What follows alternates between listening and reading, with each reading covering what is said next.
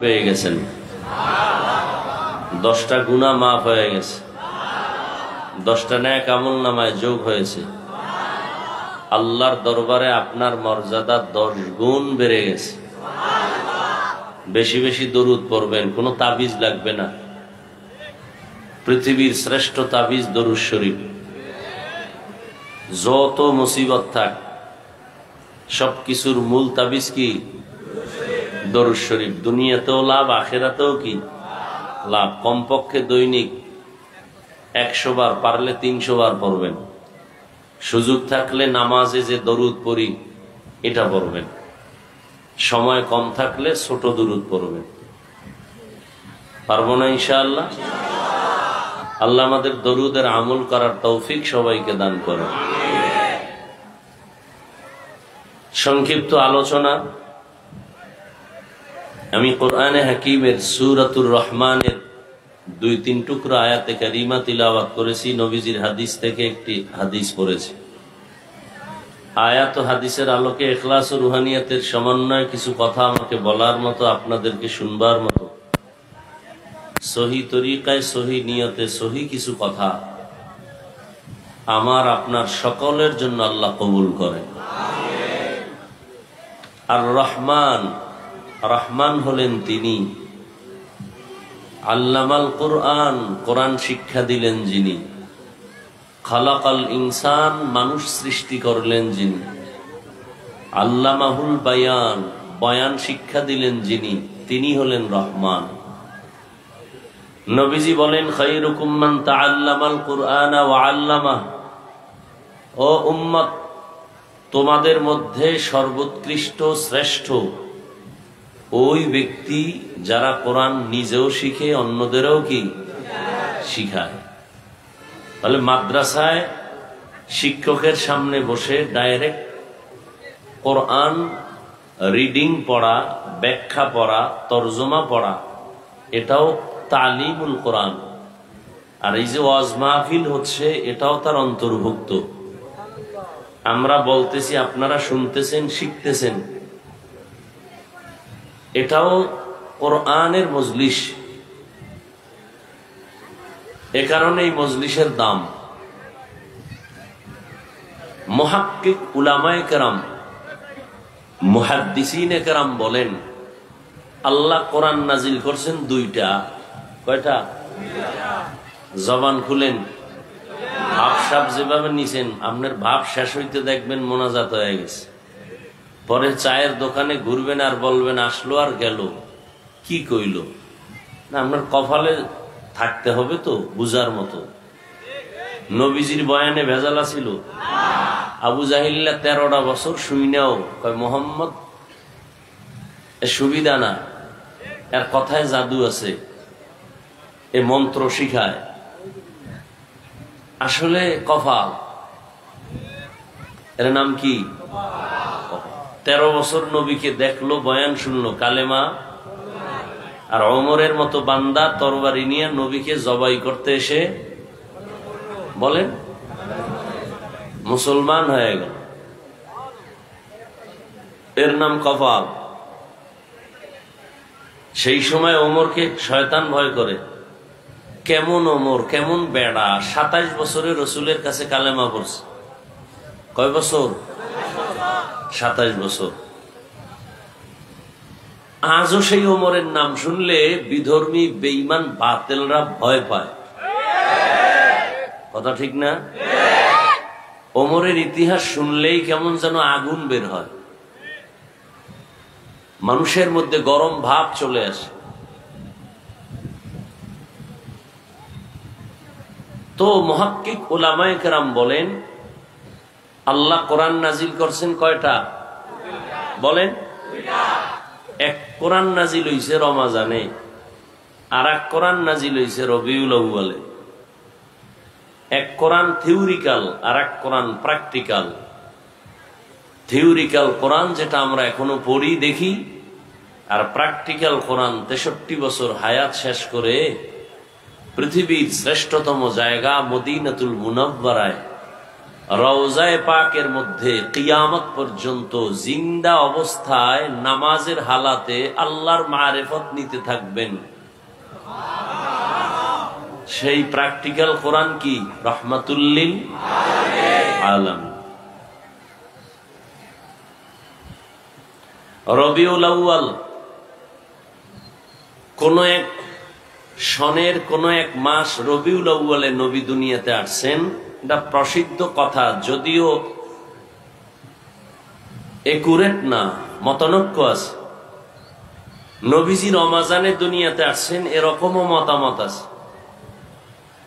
অন্য মাসে আসছেন এরকম মতামত আছে। কোন এক বছরের রবিউল আউয়ালে রসুল বিদায় নিয়েছেন, এটা প্রসিদ্ধ কথা।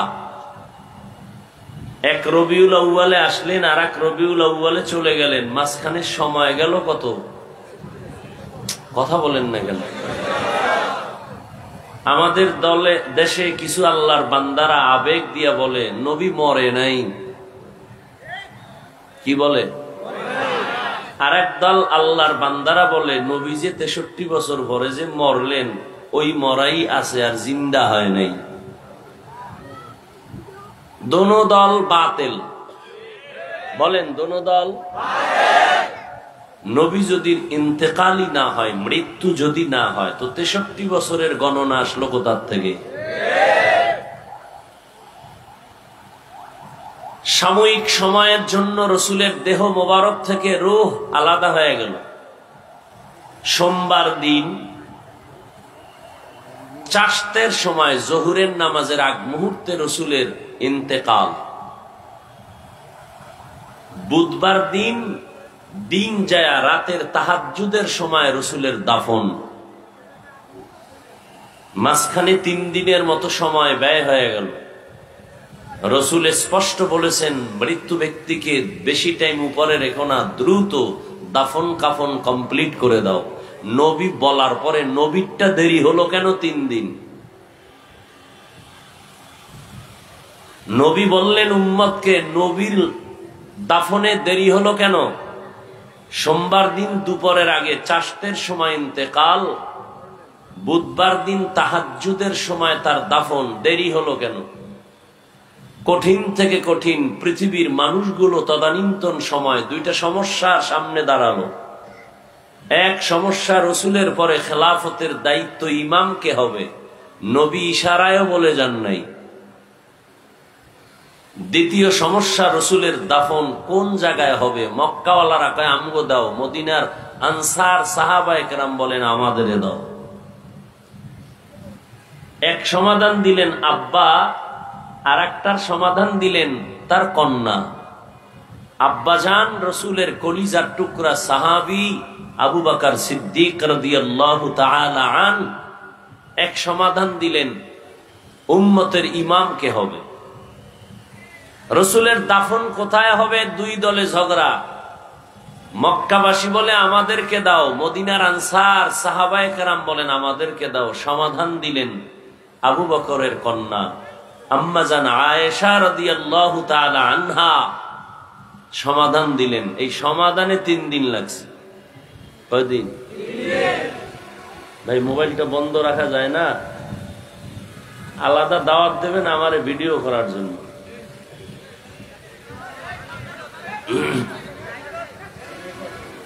ওয়াজ মাহফিল বাড়ছে কিন্তু ফলাফল 0। আফসোসও নাই, এজন্য কোনো আফসোসও নাই। আমি কথা বলতেছি আর আপনাদের মুখে হাসি আসতেছে, মনে হয় যেন আমি জান্নাতের সুসংবাদ দিতেছি যে ওয়াজ বাড়ছে, ফলাফল 0, খুব খুশি। এত মানুষ এখানে ফজর পড়েন নাই, জহুর পড়েন নাই, আসর পড়েন নাই, মাগরিব পড়েন নাই, এশার নামাজ হলো না, এশাও অনেকে পড়ে নাই। এই তো আপনার ইমানের হালাত। আর আপনি চাপাবাজি করেন যে নামাজ না পড়লেও আমার ইমান ভালো, আমার অন্তর ভালো। এই দুঃসাহস আপনার অন্তরে কিভাবে আসে? আপনি মাথা নত করে আফসুস না করে আপনি দাঁত খুলে হাসতেছেন না? লজ্জা শরম সব চলে গেছে।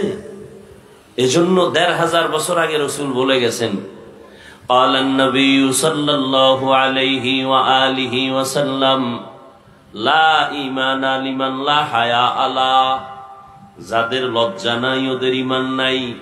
লজ্জা না, এই আপনি ঠিক বলা না বলা, আমার কথা আপনি ঠিক বললে ঠিক, নাইলে ঠিক।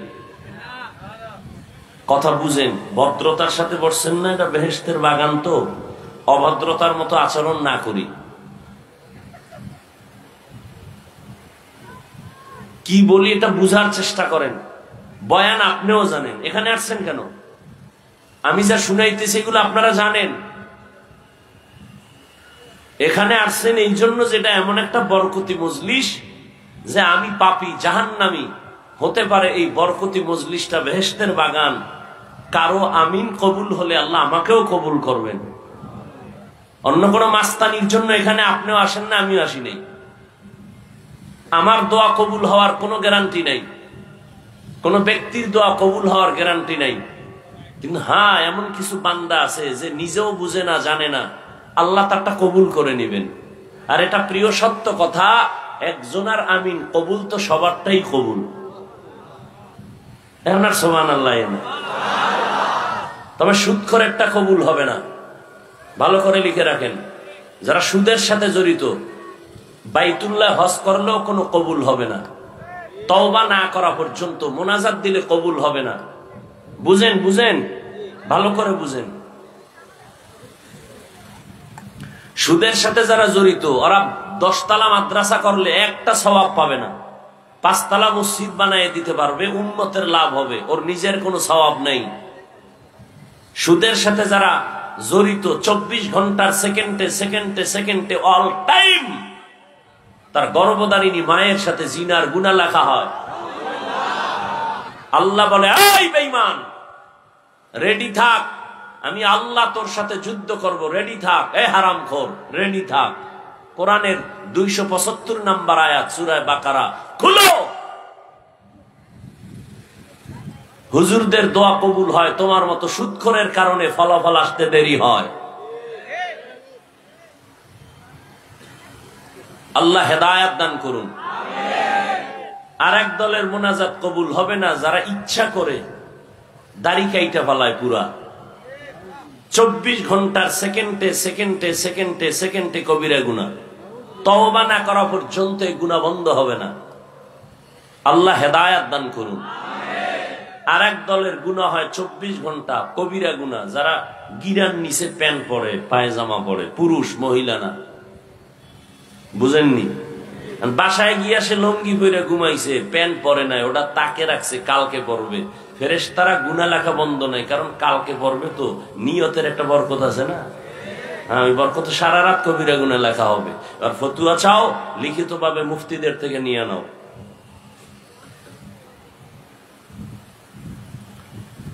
বলার দায়িত্ব আমার, মানবেন কিনা আপনার। অনুমতি লাগবে সুদখোরের, কথা হয় না। বয়ান করব আমি কোরআন হাদিস দিয়া, অনুমতি লাগবে বেনামাজির, অনুমতি লাগবে কোন মাস্তানের। জীবনে অনুমতি নিবেন না, একবারে কিয়ামত পর্যন্ত অনুমতি আল্লাহ দিয়ে দিছেন। সুবহানাল্লাহ না?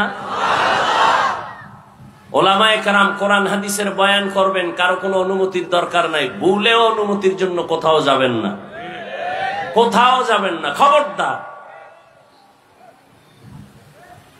ওলামায়ে কেরাম কথা বলবেন কোরআন হাদিস দিয়ে, বাক স্বাধীনতা নিয়ে স্বাধীনভাবে।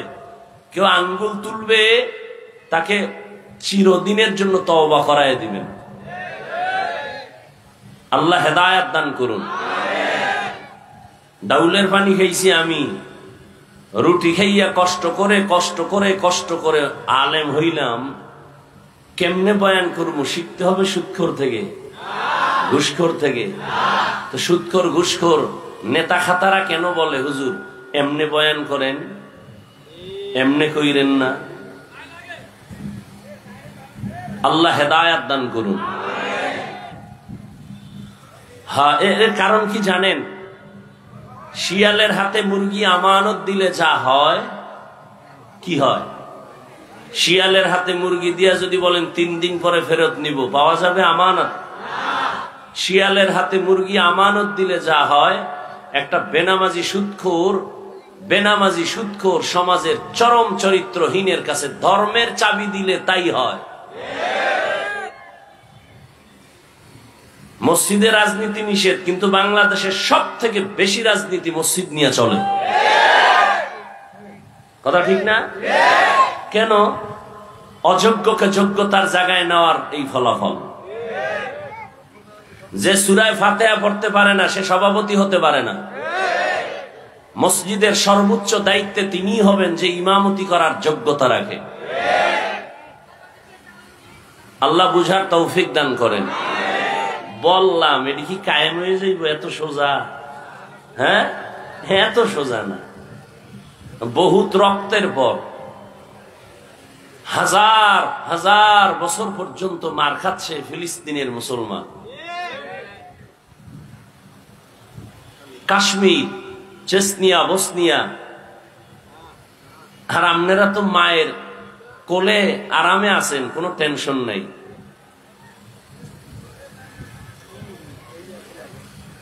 আছে কোনো টেনশন? হ্যাঁ, আওয়ামী লীগ গেছি গা, সব জুলুম শেষ। ঘরে আগুন লাগে কেন? আওয়ামী লীগ তো গেছি গা।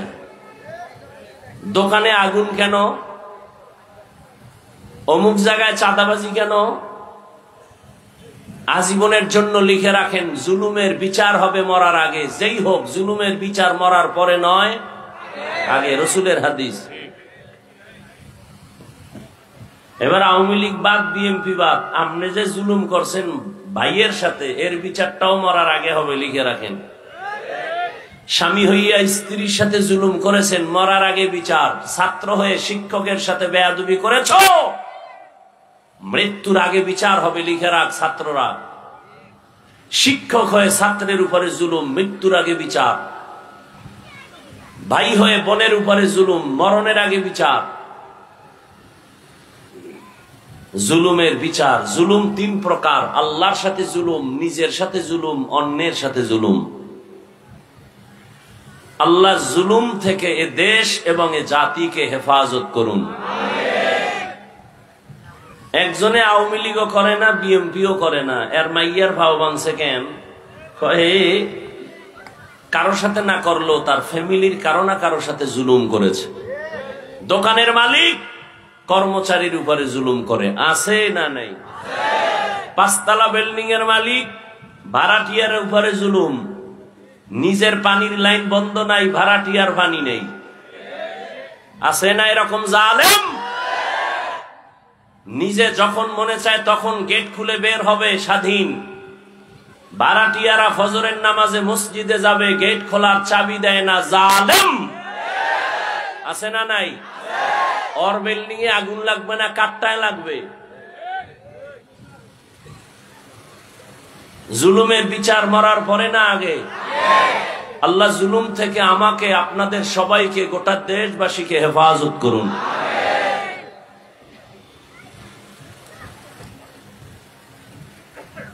নবীজি বলেন সব থেকে দামি ওই মানুষ, ওই ব্যক্তি যে কোরআন শিখে অন্যকে শিখায়। এই দামি একটা মজলিস আল্লাহ দয়া করে নিয়ে আসছেন, কেউ গায়ের জোরে আসতে পারি নাই। অনেকে আসতে চেয়েছিল, আসতে পারে নাই। আবার কেউ আসিয়াও এই বেহেশতের প্যান্ডেলে ঢুকতে পারে নাই, কপাল খারাপ। কোথায় তারা? দোকানে বসে বসে আড্ডা দেয়, গল্প করে, কবিরা গুনাহ করে। আরেক দল এখানে ঢুকার পরেও কলবটাকে উন্মুক্ত করে দ্বীনের জন্য পারে নাই রেডি করতে, মোবাইল নিয়ে পর্দা লাগাইছে। কপাল পোড়া, কপাল ভালো না। এত সুন্দর বরকতি মজলিসে মা বাবার জন্য একটু দোয়া করবে, দেশের জন্য দোয়া করবে, নিজের মুসিবতের জন্য দোয়া করবে। এই বরকতি দোয়ায়ও আসার পরেও যে শেষ পর্যন্ত দোয়াটা করে যেতে পারলো না, তার কপাল খারাপ। আর রহমানু আল্লামাল কুরআন খালাকাল ইনসান আল্লামাহুল বায়ান। রহমান হলেন তিনি, কোরআন শিখাইলেন যিনি, মানুষ সৃষ্টি করলেন যিনি। বাস এই 3 কথার জবাবটা দিয়া বিদায় নিব। প্রথম কথা হলো, আল্লাহ বললেন আমি এমন রহমান, কোরআন শিখাইছি পরে মানুষ বানাইছি। বাস্তবতা তার উল্টা। আল্লাহ আগে মানুষ সৃষ্টি করেছেন, পরে কোরআন শিখাইছেন। এটাই তো বাস্তব। নাকি আপনারা মায়ের গর্ভ থেকে শিখে আসছেন? তাহলে আল্লাহ কোরআন আগে শিখান নাই, আমরা আগে শিখি নাই। আগে দুনিয়াতে আসছি, পরে কোরআন শিখছি। আল্লাহ বলেন উল্টা, আমি আগে কোরআন শিখাইছি পরে মানুষ বানাইছি। কি বানাইছি? মানুষ বানাইছি। আল্লাহ উল্টা বললেন কেন? ফিআলুল হাকিম লা ইয়াখলু আনিল হিকমাহ। হাকিমের কাজ কথা হিকমত থেকে খালি না, জ্ঞানীদের কথা কাজ জ্ঞান থেকে শূন্য না।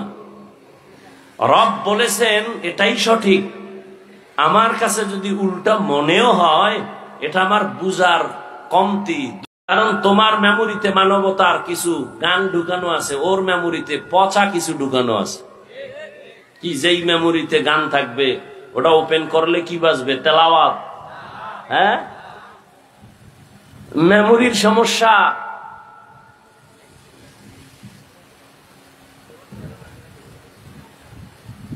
মানুষ কুত্তা মারলে কষ্ট পায়, মানুষ মারতে কষ্ট পায় না। মেমোরির সমস্যা হয়ে গেছে। বর্তমান দুনিয়াতে কিছু উল্টাপাল্টা যা হচ্ছে, এগুলোর দৃষ্টান্ত দেখতে ভারত যাওয়া লাগবে না, আমেরিকা যেতে হবে না, আমার সোনার বাংলাই যথেষ্ট। আপন বাবা তার আপন মেয়েটাকে হোটেলের মধ্যে ঢুকায় বলে, আজকে রাতের জন্য তুমি আমার স্ত্রীর মতো। সোনার বাংলার ইতিহাস। মা তার বাচ্চাটাকে জবাই করে আর একজনের ভালোবাসা পাওয়ার জন্য, বাংলার ইতিহাস। স্ত্রী স্বামীকে হত্যা করে, স্বামী স্ত্রীকে হত্যা করে, বাংলার ইতিহাস। শান্তি আসবে কিভাবে? আমরা খাইয়া না খাইয়া আপনাদের পাও ধরে বয়ান করি। আমরা 5 জন আর আপনারা হাজার হাজার মানুষ বয়ে বয়ে আমগো তামাশা দেখেন আর বাজে কথা বলেন আর গাঞ্জা খান। তো কেমনে হবে? মুসা নবীর কাছে কওমের লোকেরা বলে বৃষ্টি নাই, দোয়া করেন। মুসা নবী দোয়া শুরু করছে, কোন বৃষ্টির আভাও আসে না। ও আল্লাহ, তুমি নবীর দোয়া তো ফেরত দাও না। কয় অবশ্যই। ওহী নাজিল করে বললেন, তোমার কথা ঠিক আছে, কিন্তু তুমি যাদের নিয়ে হাত তুলছো এই জনগণের মধ্যে কিছু জিনাকার আছে, 40 বছর লাগাতার জিনা করেছে। ওকে যদি প্যান্ডেল থেকে উঠায় না দাও, দোয়া কবুল হবে না। মুসা নবী খুব রাগান্বিত, ধমক দিয়া বললেন, এই জিনাকার, প্যান্ডেল থেকে উঠ, না হয় আল্লাহর থেকে নাম ঠিকানা চেহারার ধরন ধইরা কান ধরে উঠায় দেব। তাড়াতাড়ি ও, তোর কারণে এলাকার মানুষ কষ্ট পায়, বৃষ্টি হয় না, মোনাজাত কবুল হয় না, তুই এত বড় খারাপ পাপিষ্ট। ও জিনাকার তো প্যান্ডেলে আছে, আল্লাহ ওহী দিয়ে দিছেন। জিনাকারের কলিজায় কম্পন শুরু হয়ে গেছে, যদি উঠি তাহলে সবাই জানবে আমি জিনাকার। যদি একা একা গোপনে চুপ করে মাথা নত করে কাঁদি, আশেপাশের দি বলবে এটা জিনাকার। না উঠতে পারি না কাঁদতে পারি। এবার কলবটাকে আল্লাহ দিয়ে ফিরাই দিস, দিয়া কয়, আল্লাহ 40 বছর গুনাহ করছি, তুমি জানো, আমার মা বাপ কেউ জানে না। তুমি এতদিন পর্দা দিয়ে আমারে ঢাইকা রাখছো, আজকে ওপেন করবা না? আমি ওয়াদা জীবনে আর করব না, মাফ করে দাও। সাথে সাথে মেঘ ছেয়ে গেল, বৃষ্টি শুরু হয়ে গেল। মুসা নবীকে আল্লাহ, জিনাকার তো উঠলো না, তুমি কি ওয়াদা খেলাফ করলা? বললা দিবা না, আবার দিলা কেন? জিনাকার তো উঠে নাই। আল্লাহ বলেন, যার কারণে বলছি দিব না, তার কারণেই বৃষ্টি দিয়েছি। বলে কারণ? কয় কারণ বুঝো না, আমি আল্লাহর এক নাম রহমান। তুমি জানো না আমি আল্লাহর এক নাম গফফার? আর রহমান, রহমান হলেন তিনি, আল্লামাল কোরআন, কোরআন শিখাইলেন যিনি, খালাকাল ইনসান, মানুষ সৃষ্টি করলেন যিনি, তিনি হলেন রহমান। মানুষ বানাইলেন, বাস্তবে আগে আল্লাহ মানুষ বানাইছেন, পরে আল্লাহ কোরআন শিক্ষার ব্যবস্থা করেছেন। কিন্তু বলতে গিয়ে আল্লাহ বলেন, আমি মানুষ আগে বানাই নাই, আমি আগে কোরআন শিক্ষা দান করেছি। আল্লাহ উল্টা বলার কারণ মুফাসসিরিনে কেরাম বলেন, এখানে মানুষ বলতে কোন দল এটা বুঝতে হবে। মানুষের জমিনে 3 প্রকার মানুষ আছে। কয় প্রকার? একদল মানুষ বংশগত মানুষ, আর একদল মানুষ হলো জন্মগত মানুষ, আর একদল মানুষ হলো গুণগত মানুষ। বংশগত মানুষ, যার বংশে জন্ম হয়, ওই বংশগত বাপ, বংশগত পিতা, তার সন্তান হলো বংশগত সন্তান। আমাদের বংশের পিতা আদম আলাইহিস সালাতু ওয়াস সালাম, তার বংশে আমরা আসছি, এই হিসাবে আমরা মানুষ। হিন্দুরাও মানুষ, বৌদ্ধরাও মানুষ, ইহুদিরাও মানুষ, খ্রিস্টানেরাও মানুষ। কারণ ধর্মের লাইনে কেউ হিন্দু, কেউ বৌদ্ধ, কেউ ইহুদি, কেউ খ্রিস্টান, কিন্তু বাবা একজন আদম। কি বাবা একজন না? এক বাবার সন্তান, এক মায়ের সন্তান। বংশগত মানুষ আল্লাহর কাছে সফলতা অর্জন করতে পারবে না। মানুষের বংশে জন্ম হলেই তার মুক্তি হবে না। যদি হয় তাহলে হিন্দুরাও মুক্তি পাবে, ইহুদিও পাবে। কয় না না, বাবার 5 সন্তান, ওই সন্তান বাবার দোয়া পায়। যেই সন্তান বাবার কথা মতো চলে, ঠিক না? যে কথা মতো চলবে না, ওই সন্তান বাবার কিছুই পাবে না। ইহুদিও আদম নবীর সন্তান, খ্রিস্টানও সন্তান, বৌদ্ধ হিন্দু আমরাও সন্তান। কিন্তু আদমের যেই হুকুম ছিল, আল্লাহর বিধান জমিনে পালন করবে মানুষ। যারা মানছে, এখনো মানে, তারা কামিয়াব হবে। যারা মানে না, তারা আল্লাহর জান্নাত পাবে না। বংশগত মানুষ হলেই নাজাত পাওয়া যাবে না। দ্বিতীয় মানুষ হলো জন্মগত মানুষ। আমার আব্বা জানের ঔরসে আমার জন্ম, আমি জন্মের মানুষ। আমার জন্মগত বাবা আদম নাকি আর একজন? বুঝেন নাই? আদম নবী জন্মগত বাবা না বংশগত বাবা? আরে বলেন না কেন? দুনিয়ার আউলা জাউলা বাবা চিনলেন, আসল বাবারে চিনেন না। না, একজনে লাল কাপড় ফেসায় বয়ে রয়েছে, হে আপনার বাবা। আছে না নাই? আসল বাপ চিনেন। আসল বাবা বংশগত একজন আদম। তিনি মানুষের বংশের প্রথম। আদম আলাইহিস সালাম জন্মগত বাবা। আপনার বাবা যিনি, তিনি জন্মগত পিতা, আপনি তার জন্মগত সন্তান।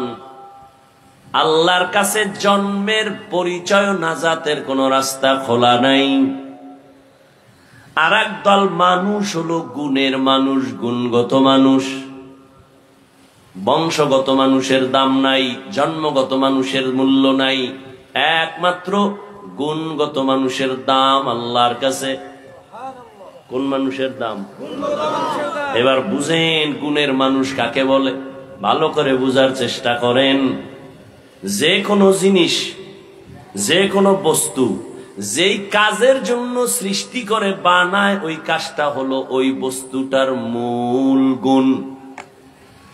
মাইকওয়ালা মাইক বানাইছে কেন? আওয়াজ দেওয়ার জন্য নাকি না দেওয়ার জন্য? আওয়াজ দেওয়া মাইকের মূল কাজ, এটাই মাইকের বড় গুণ। ঘড়িওয়ালা ঘড়ি বানাইছে টাইম ঠিক মতো দেওয়ার জন্য, টাইম ঠিক মতো দেওয়া ঘড়ির গুণ। পাখা বানাইছে বাতাস দেওয়ার জন্য, বাতাস দেওয়া হলো পাখার গুণ। কথা ঠিক না? মাইক যদি আওয়াজ না দেয়, বলবে এটাকে লাথি মেরে ফেলে দাও, এটা গুণের মাইক না। বাতি বানাইছে আলো দেওয়ার জন্য, যদি আলো না দেয় ভেঙ্গে ফেলো, এটা গুণের বাতি না। ঠিক নি? পাখা বানাইছে বাতাস দেওয়ার জন্য, যদি বাতাস ঠিক মতো না দেয় ভেঙ্গে ফেল, এটা গুণের পাখা না। তাহলে যেই বস্তুটা যেই কাজের জন্য বানানো হয় ওই কাজটা হলো ওই বস্তুর গুণ। মাইকের গুণ আওয়াজ দেওয়া, বাতির গুণ আলো দেওয়া, পাখার গুণ বাতাস দেওয়া, ঠিক নি? হ্যাঁ, এবার বুঝো মানুষ বানাইছেন কোন কাজের জন্য। মানুষ যেই কাজের জন্য বানাইছেন ওই কাজ হলো মানুষের আসল গুণ। আল্লাহ কোরআনের এক আয়াতে বলেন, মা খালাকতুল জিন্না ওয়াল ইনসা ইল্লা লিয়াবুদুন।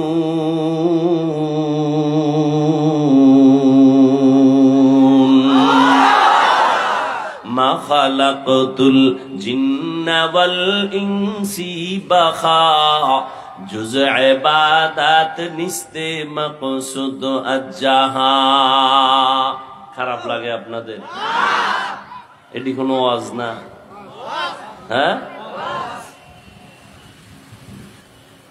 দেখতে নারী চলন বাঁকা, নিজে নামাজ পড়ে না, দোষ নাই। ইমাম সাহেবের ভাগরি নেই কেন, এটা বড় দোষ। সব দোষ হুজুরদের। হ্যাঁ, সত্য কথা বললে কয় হুজুরের গরম গরম। হুজুর কি হালকা ঠান্ডা বয়ান করলে বলে ইমান দুর্বল, ঠিক নি?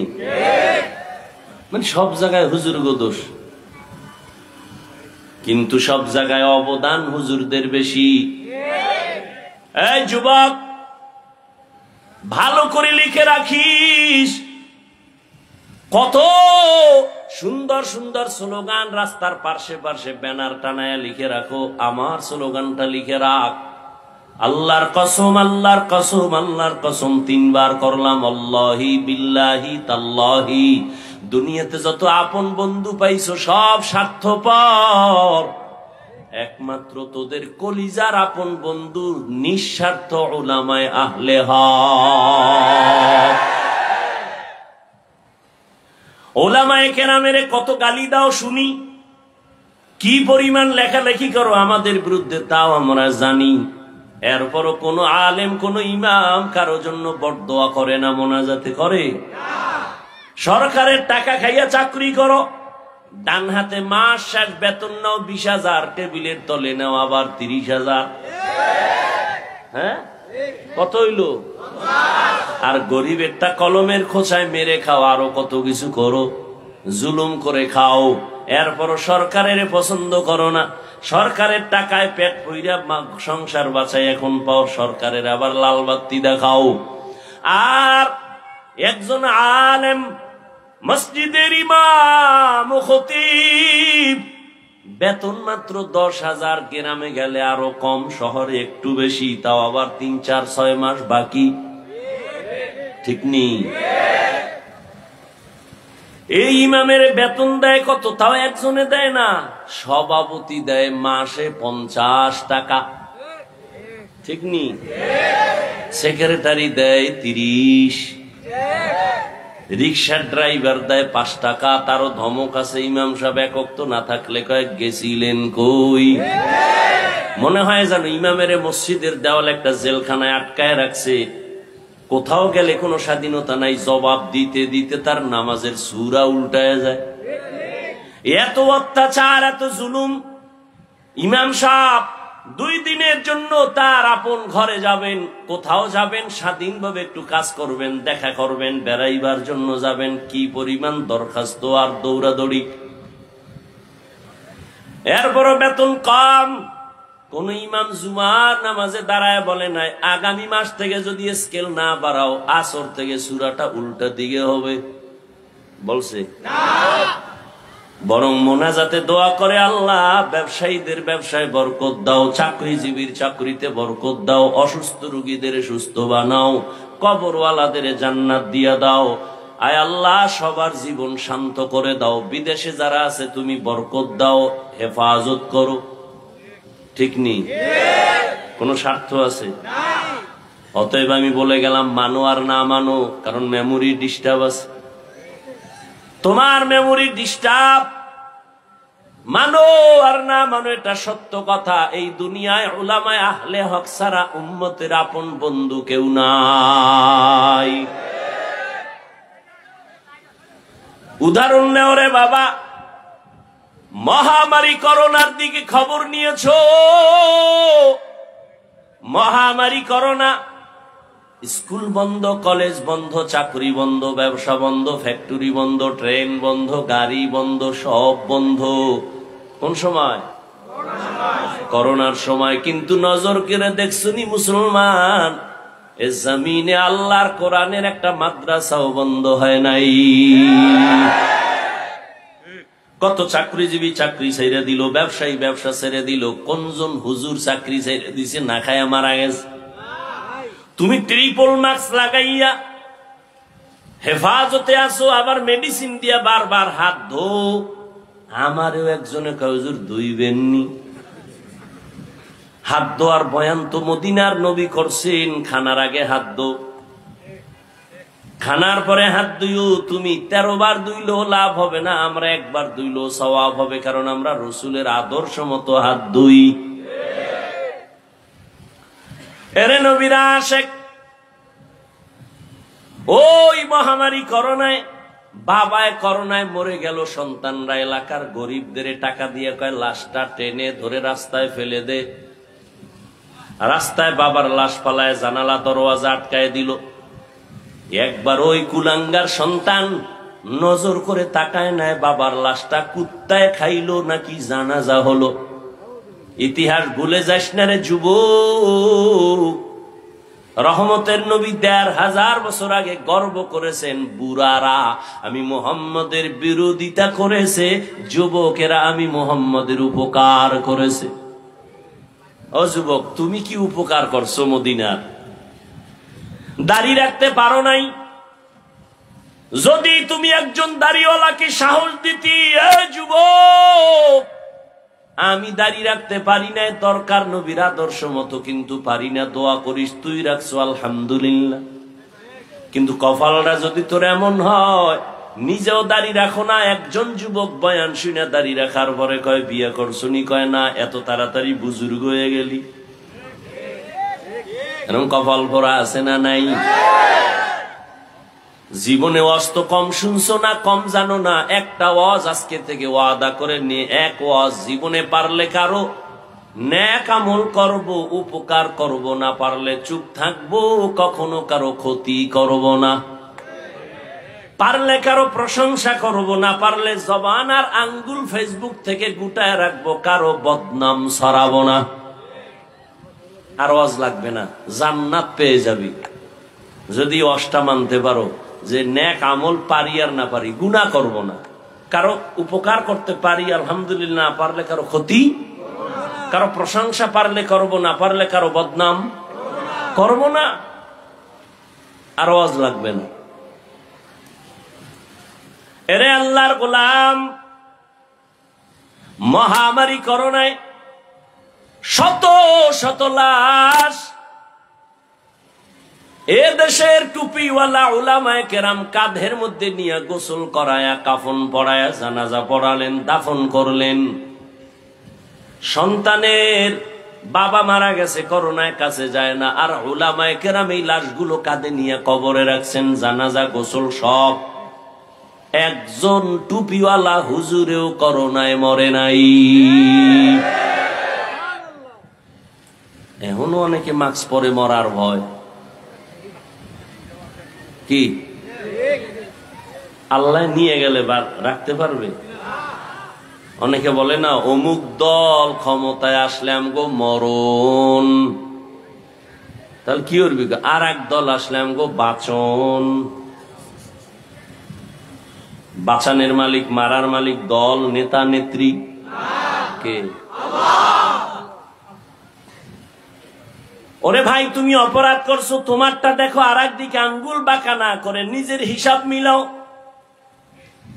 সন্তানের উপরে কি জুলুম করেছো? স্বামী হইয়া স্ত্রীর সাথে কি জুলুম করেছো? বাবা মা হয়ে সন্তানের সাথে কেমন আচরণ? শিক্ষক হয়ে ছাত্রের সাথে কেমন আচরণ? ভাই ভাইয়ের সাথে কেমন আচরণ? সঠিকভাবে চলবা। রসুল আমার চ্যালেঞ্জ দিয়ে গেছেন, কোরআন আর সুন্নাত অনুযায়ী যদি জীবন চালাও, ঈমানও যাবে না, সম্মানও যাবে না। তুমগো টেনশন, আমগো হুজুরগো কোনো টেনশন আছে? তুমগো চেয়ারের মেয়াদ শেষ, আমগো হুজুরগো চেয়ারের মেয়াদ শেষ কি কোনো মেয়াদই নেই? শেষ কি আবার? কোরআন আলাদের চেয়ারের কোনো মেয়াদ নাই। এরা দুনিয়ায় বাদশা, পরকালেও বাদশা। গুণের মানুষ কাকে বলে? আল্লাহ বলেন আমি মানুষ আর জিন বানাইছি একমাত্র ইবাদতের জন্য। মাইকওয়ালা মাইক বানাইছে আওয়াজ দেওয়ার জন্য, আওয়াজ দেওয়া মাইকের গুণ। বাতিওয়ালা বাতি বানাইছে আলো দেওয়ার জন্য, আলো দেওয়া বাতির গুণ। আল্লাহ মানুষ বানাইছেন ইবাদতের জন্য, ইবাদত করা মানুষের গুণ। ইবাদত কি বিড়িটা না? হ্যাঁ, জীবনে যা করবা সব ইবাদত। ভালো করে বুঝো, সব ইবাদত। কান্না করবা ইবাদত, হাসবা তাও ইবাদত, খানা খাও ইবাদত, খানা খাইও না তাও ইবাদত। ঠিক নি? নামাজ পড়ো ইবাদত, নামাজ পড়বা না তাও ইবাদত। এই বয়ানটা বেনামাজিরা শুনলে কি খুশি যে এতদিন শুনছি নামাজ পড়া ইবাদত, আজকে নতুন শুনলাম নামাজ না পড়াও ইবাদত। কথা শেষ না আরো আছে? সব শুনো। নামাজ পড়া যেমন ইবাদত, না পড়াটাও ইবাদত। রোজা রাখা যেমন ইবাদত, রোজা না রাখাটাও ইবাদত। তবে দুইটা শর্ত আছে, দুই শর্ত ছাড়া কোনোটা ইবাদত হবে না। এক নাম্বার শর্ত রিজা বিল কাজা, দ্বিতীয় শর্ত হলো তরিকায়ে রাসূল। আমি যা করব যা বলবো আমার আল্লাহর খুশির জন্য। আমি যা করব যা বলবো সব হবে মদিনাওয়ালা নবীর আদর্শ অনুযায়ী। তুমি হাসি দাও নবীর আদর্শে সওয়াব, নবীর তরিকায় কাঁদো তাতে সওয়াব, নবীর তরিকায় নামাজ পড়ো সওয়াব, ঈদের দিন রোজা রাখবা সওয়াব। কেন বলে নবীর তরিকায় নাই? ঠিক নি? মাগরিবের ফরজ নামাজ 3 রাকাত। একজনে 3 রাকাতের শেষে বয়ে বয়ে চিন্তা করে আল্লাহরে আরো 2টা সেজদা বাড়াইয়া বেজোর না রাইখা জোর বানায় 4 রাকাত করি। হবে? কেন হবে না? সে তো নামাজই পড়ছে, আল্লাহকেই সেজদা দিছে, আর কাউকে দেয় নাই। তারপরও কেন হবে না? বলে একটা আছে আর একটা নাই। নবীজির তরিকা নাই। নবীর তরিকা নাই তো নামাজ ইবাদত হবে না। নবীর তরিকা বাদ দিয়া রোজা রাখবা ইবাদত হবে না। আর নবীর তরিকা ঠিক রাইখা বিবাহ করবা ইবাদত, ব্যবসা করবা ইবাদত, ডাক্তার হও ইবাদত, ইঞ্জিনিয়ার হও ইবাদত। নবীর তরিকা মেনে তুমি কলেজে পড়ো ইবাদত, ভার্সিটিতে পড়ো ইবাদত। তুমি মানুষকে দুশ্মন মনে করো ইবাদত, আপন মনে করো ইবাদত। সব হবে আল্লাহর সন্তুষ্টির জন্য মদিনাওয়ালা নবীর তরিকায়। একজনে প্রশ্ন করবা আমি স্কুলে পড়লেও কি ইবাদত, আমি ডাক্তারি পড়লেও কি ইবাদত? হ্যাঁ, তুমি যদি আমার নবীর তরিকা মতে পড়ো। বলে কেমন? কয় ক্লাস চলবে, নামাজের টাইমে নামাজও চলবে, মা বাবার সাথে বেয়াদবি হবে না, শিক্ষকের সাথে বেয়াদবি করবা না, 5 বেলার নামাজ ঠিক মতো আদায় করবা। ডাক্তার হওয়ার মহৎ উদ্দেশ্য হলো বেঈমানরা মুসলমানের চিরন্তন দুশ্মন। ওরা যদি চিৎকার দিয়া কয় আমাদের ভারতের ভিসা বন্ধ, চিকিৎসা বন্ধ, ঔষধ সরবরাহ করা বন্ধ, মুসলমান ডাক্তার দাঁড়াইয়া বেঈমানের মুখে থুথু নিক্ষেপ করে বলে দিবি বেঈমানের বাচ্চারা তোদের ঔষধ লাগবে না, তোদের ডাক্তার লাগবে না। ইনশাআল্লাহ আমাদের মুসলমানের জন্য আমরা মুসলমান ডাক্তারেরাই যথেষ্ট। এরকম মুসলমান ডাক্তার ডাক্তারি হইরা 5 বেলার নামাজ পড়ে আসেনি? ও যুবক, আমি তোমাকে টুপিওয়ালা বড় ভাগরিওয়ালা হুজুর বানাবার জন্য বয়ান করতে আসি নাই, বরং তুমি নবীর তরিকা মেনে চলো। তুমি আমার ভাই, তুমি আল্লাহর মোহাব্বত নিয়ে নবীর মোহাব্বত নিয়ে চলো। ও আল্লাহর বান্দারা, তুমিও নবীর উম্মত, আমিও নবীর উম্মত। তোমাকে এত বয়ান করে বুঝাইতে হবে কেন? হিন্দুদের বুঝানোর দরকার, খ্রিস্টানদের বুঝানোর দরকার, ইহুদিকে বুঝাইয়া বয়ান করা দরকার। তুমি তো আল্লাহ মানো, নবী মানো, কোরআন মানো, হাদিস মানো, তোমার এত কষ্ট হবে কেন বুঝাইতে? দাড়ি রাখার জন্য তোমাকে বয়ান করা লাগবে কেন? পর্দা করার জন্য তোমাকে বয়ান দিতে হবে কেন? হালাল খানার জন্য তোমাকে বয়ান দিতে হবে কেন? এর একমাত্র কারণ তোমার অন্তরে আল্লাহর আযাবের ভয় নাই। আর আল্লাহর আযাবের ভয় আসবে না যতদিন পর্যন্ত একজন আল্লাহর খাঁটি বান্দার অনুসরণ না করবা, মুরব্বি না মানবা। যেই উম্মত তার নবীকে মুরব্বি মানে না, ওই উম্মত দুনিয়াও ধ্বংস, পরকালও ধ্বংস। যেই উম্মতেরা উলামায়ে কেরামকে মুরব্বি হিসাবে মানতে চায় না, ওরা দুনিয়াতেও বরবাদ, ওদের আখিরাতেও বরবাদ। এই যে যত বেয়াদবিমূলক কথা বলে, যত বেয়াদবিমূলক ফেসবুকে লেখে, সবগুলো খুঁজা দেখেন, এটির একটারও মুরব্বি নাই, সবগুলো বেয়াদব। খবর নিয়ে দেখেন, একদম মুরব্বি মানে না। মুরব্বি যদি মানতো তো লাগাম টেনে ধরতো। রাস্তায় কুত্তা ঘুরে, একটারও দাম নাই। মালিকের শিকল যেই কুত্তার গলায় লাগানো, কুকুরের মূল্য আছে। কথা ঠিক না? আকাশে পাখি উড়তেছে কোটি কোটি, কোনো দাম নাই। খাঁচায় আটকানো পাখির দাম। তুমি বেপরোয়া জীবন চালাও, তোমার কোনো মূল্য নাই। কিন্তু তুমি যদি মালিকের কালেমার রশি লাগায়া আল্লাহর প্রিয় বান্দাদের পরামর্শে চলো, তখন কথা বলার ব্যালেন্স ফিরে আসবে, কদম দেওয়ার ব্যালেন্স ফিরে আসবে। তুমি যদি উল্টা চলো, পেছন থেকে টেনে ধরবে হুজুর, মুরব্বি। খবরদার শিক্ষকের সাথে বেয়াদবি করবা না, খবরদার মা বাবার সাথে খারাপ আচরণ করবা না, খবরদার কোন মুরব্বির সাথে খারাপ আচরণ করবা না। ভাইরা আমার, এই আমি কি আসমান দিয়েছি নি? ও যুবকরা বল, আমি তো তোর মতো একটাই সন্তান, আমি তোমার মতোই তো ছিলাম না?